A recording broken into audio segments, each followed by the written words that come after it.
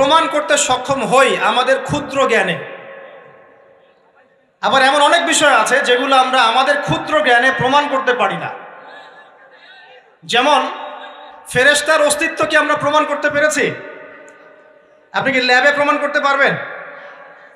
জিন জাতির অস্তিত্ব আমরা কি চোখে দেখে প্রমাণ করতে পারবো? কবরে আযাব দেওয়া হয়, আপনি কি এটা দেখে প্রমাণ করতে পারবেন?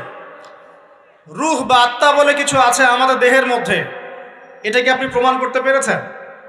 অনেক সময় মুমিন ব্যক্তি স্বপ্ন দেখে এবং স্বপ্নগুলো সত্য হয়, হয় কি না? এবং হাদিসে এসেছে শেষ জামানায় মুমিন ব্যক্তির স্বপ্ন কিন্তু সত্য হবে বেশি বেশি। তো এখন এই যে এমন কিছু বিষয় যেগুলো আমরা বাহ্যিক জ্ঞান দিয়ে প্রমাণ করতে পারছি না, কিন্তু আল্লাহ রাব্বুল আলামিন বলেছেন এগুলো সত্য। আমরা চোখ বন্ধ করে বিশ্বাস করি কি না? বিশ্বাস করেন কি না? জান্নাত দেখেছেন? জাহান্নাম দেখেছেন?